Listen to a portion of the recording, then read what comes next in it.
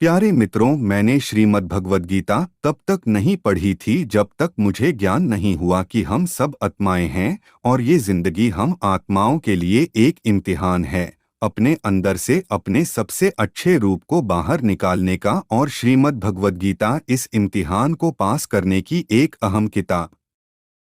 भगवद गीता के 18 अध्याय हैं और यह संस्कृत में परमात्मा द्वारा दी गई थी। समय के साथ संस्कृत भाषा रोजमर्रा की जिंदगी से निकल गई और यह ज्ञान मनुष्य से दूर हो गया। समय समय पर श्रीमद् भगवद गीता का साधारण अक्षरों में अनुवाद किया गया। इसी प्रयास को आगे बढ़ाते हुए मैं यहाँ श्रीमद् भगवद गीता संपूर्ण सार को एक आसान रूप में प्रस्तुत कर रहा हूँ।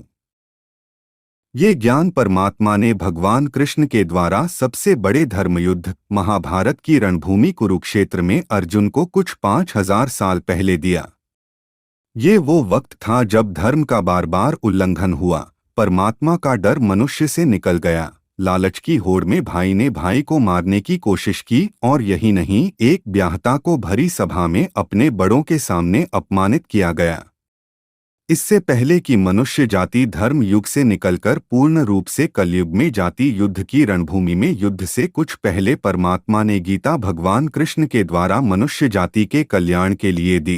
गीता परमात्मा द्वारा दी गई किताब है जो किसी एक धर्म के लिए नहीं बल्कि पूरी मनुष्य जाति के लिए है, पूरी इंसानियत के लिए है, सब आत्माओं के लिए है। क्योंकि ये आत्मा को परमात्मा के बारे में, उसकी सृष्टि के बारे में और सबसे अहम यह उन कायदों के बारे में समझाती है जिनका आत्मा को मनुष्य के रूप में हर हाल में पालन करना होगा, रक्षा करनी होगी। और इन्हीं कायदों की बुनियाद पे एक आत्मा को शरीर त्याग करने के बाद परखा जाएगा और इस परीक्षा से पास होने पे हमेशा के लिए इस जन्म और मृत्यु से मुक्ति मिलेगी। परमात्मा भगवद गीता में कहते हैं कि मैं ही सबकी शुरुआत हूँ। मैं शुरू से भी पहले था और सब खत्म होने के बाद भी रहूंगा। सब मुझ में है और मैं सब में हूं। जो भी तुम छू सकते हो, देख सकते हो, चख सकते हो या सुन सकते, वो सब मैं हूं। ये नदियां, पहाड़, सूरज, ग्रहण, चांद, सितारे सब मैंने बनाए हैं। मैंने ही भगवान, शैतान, राक्षस और इंसान बनाया। मैं सर्वव्यापी हूं, सब में रहता हूं। सब मैं हूं। मैं ही हूं। मैं ही ब्रह्मा बनकर सब बनाता हूं और रुद्र बनके सब नष्ट कर देता हूं।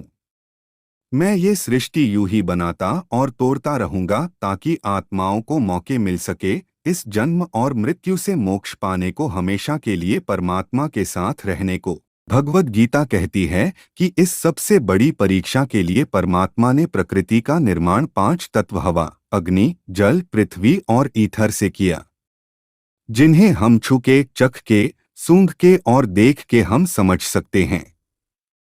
पर खुद परमात्मा इन 5 इंद्रियों के समझ से बाहर हैं। उन्हें आत्मा इन इंद्रियों से नहीं जान सकती। आत्मा 5 इंद्रियों के साथ वैसे ही हैं जैसे एक लोहे का रोबोट, जिसे अपने बनाने वाले का कोई पता नहीं। अर्जुन को भी परमात्मा का विराट रूप देखने के लिए भगवान कृष्ण ने दिव्य नेत्र दिए। भगवद गीता समझाती है कि आत्मा अजन्मी है।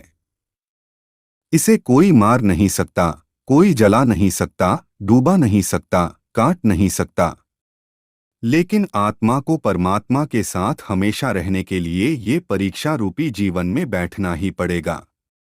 इस परीक्षा के लिए परमात्मा से बिछड़ के आत्मा को पृथ्वी पे किसी न किसी रूप में जन्म लेना पड़ता है और 88 करोड़ योनियों को जीने और भोगने के बाद एक आत्मा को मनुष्य का शरीर और दिमाग मिलता है। इस सबसे बड़ी मर्यादाओं की परीक्षा में बैठने के लिए हर मनुष्य को इस पूरी परीक्षा के दौरान तरह तरह की अच्छी और बुरी भावनाओं की चक्रव्यूह में अपने ही भाई बहन और मित्रों के साथ डाला जाता है, जिसमें हर आत्मा को अपने अंदर के तामसिक और राजसिक अवगुणों से निकल के सात्विक जीवन में प्रवेश करने के मौके मिलते हैं। हमारे तामसिक गुण वो है जो हमारे अंदर हीन भावना पैदा करके हमें खुद को उदास और नुकसान पहुंचाते हैं, और हमारे राजसिक गुण हमें ईर्ष्यालु और लोभी बना के दूसरों के प्रति नुकसान पहुंचा सकते हैं। इस परीक्षा के दौरान हर आत्मा को तामसिक और राजसिक गुणों को खत्म करके अपने सात्विक गुणों से परिचित होना पड़ेगा। सात्विक गुण वो हैं जो आत्मा को अपने आसपास की हर चीज से जोड़े और उन्हें प्यार करना सिखाते हैं। परीक्षा के दौरान हर आत्मा को जीवन के चारों स्तंभ धर्म, अर्थ, काम और मोक्ष का ज्ञान पाके ही मुक्ति मिलती है। यही वो द्वार है जिन्हें समझकर ही आत्मा परमात्मा को समझ सकती है। पहला द्वार धर्म का है और शेर इसका प्रतीक है। धर्म वही है जो गीता में लिखा हुआ है। धर्म वही है जो धारण किया हुआ है, जिसे आपका दिल मानता है। जैसे झूठ नहीं बोलना, चोरी नहीं करना, भगवान का निरादर नहीं करना, दूसरों को नुकसान नहीं देना, यही सब धर्म है। और हर आत्मा को अपने जीवन काल में हर समय धर्म का पालन करना होगा और उसकी रक्षा करनी होगी। दूसरा द्वार अर्थ का है और घोड़ा इसका प्रतीक है। हर आत्मा अपने हर जीवन काल में अपने पृथ्वी पे होने का अर्थ या मूल कारण समझेगी। इस जिंदगी में भोगने वाली चीजें और रिश्तों का आनंद लेगी। अच्छा बेटा और अच्छी बेटी, अच्छा भाई या अच्छी बहन, अच्छा पति या अच्छी पत्नी बनके हर दुनियावी रिश्ते पर खरी उतरेगी और इस परीक्षा को पास करेगी। तीसरा द्वार काम का है।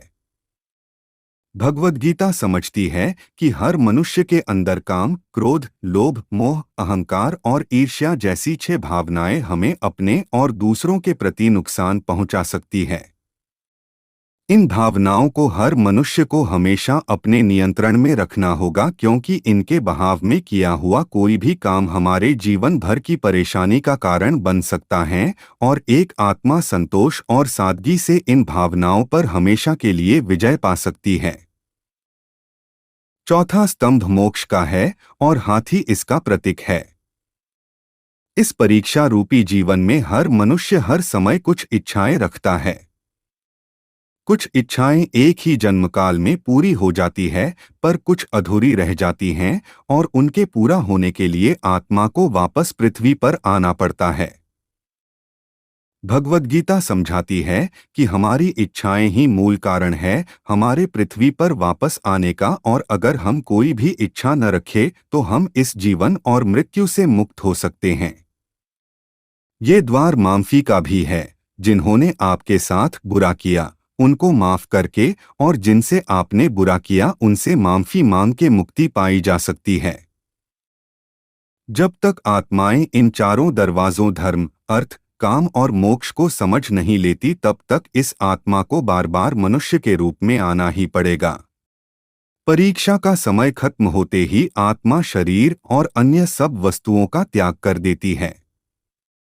जो भी संसार में रहकर बनाया वो अब किसी और होगा और आत्मा अपने कर्मों के फैसले के लिए चली जाती है। आत्मा के अच्छे बुरे कर्मों का हिसाब होता है। अपने अच्छे कर्मों के लिए आत्मा कुछ वक्त के लिए स्वर्ग और दुष्कर्मों के लिए नर्क चली जाती है। नर्क में आत्मा को अपने पापों के अनुकूल सजाएं मिलती हैं, पर सजा खत्म होने के बाद आत्मा को फिर से एक नया शरीर और नया दिमाग मिलता है इस परीक्षा में फिर से बैठने के लिए, और हर परीक्षा में वही सब फिर दोहराया जाएगा। जिंदगी के 4 स्तंभ धर्म, अर्थ, काम और मोक्ष को समझने के लिए हर जन्म में अपने कई जन्मों के कर्मों के हिसाब से हर आत्मा को कभी अच्छे तो कभी बुरे हालातों से जाना पड़ता है।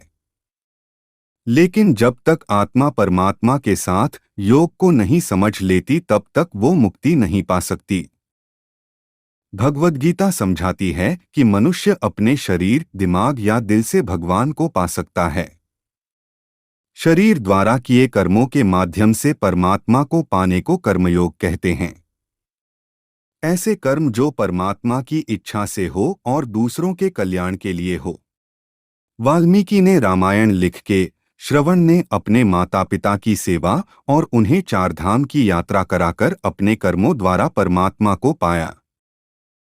श्रीमद् भगवद गीता समझाती है कि एक आत्मा दिमाग से भी परमात्मा के साथ योग लगा सकती है। इसे राज योग कहते हैं क्योंकि दिमाग या मस्तिष्क सब इंद्रियों का राजा है। एक मनुष्य अपनी आस्था, श्वास प्रणाली, अभ्यास, साधना और तपस्या से परमात्मा को इस योग के रास्ते पा लेता है। इस योग को समझने के लिए हमें अपने अंदर की एनर्जीज, शक्तियों यानी चक्र और कुंडलिनी को समझना पड़ेगा। आत्मा मस्तिष्क से ध्यान लगाकर परमात्मा के साथ योग लगा सकती है। शंकराचार्य, स्वामी परमहंस, स्वामी विवेकानंद और उनके जैसे कई योगी इस योग के रास्ते परमात्मा के साथ संधि लगा पाए। परमात्मा भगवद गीता में कहते हैं कि अगर किसी आत्मा को धर्म ना भी समझ आए, योग न भी समझ आए, पर अगर वो मेरी शरण में आ जाए तो मैं उसके सारे पाप माफ कर देता हूँ। परमात्मा को ऐसी दिल की गहराइयों से पुकार के पाने को भक्ति योग कहते हैं। चैतन्य महाप्रभु, मीराबाई और भगवान हनुमान इस योग के सबसे बड़े उदाहरण हैं। लेकिन कभी आत्मा अपने होने का मूल कारण भूल के धर्म का उल्लंघन करे या पाप के रास्ते पर निकल जाए तो उसे ठीक करने के लिए परमात्मा को खुद किसी रूप में पृथ्वी पे जन्म लेते हैं। तो मित्रों, आइए श्रीमद् भगवद गीता को पूरा देख के इस जिंदगी के असली मायने समझें और परमात्मा के साथ योग लगाएं। अगर आपको यह भगवद गीता का सार पसंद आया तो इसे औरों के साथ जरूर शेयर करें ताकि सब आत्माएं अपने यहाँ होने का मूल रूप समझ सके और इस जन्म और मृत्यु से मुक्ति पाके हमेशा परमात्मा के साथ रह सके। धन्यवाद।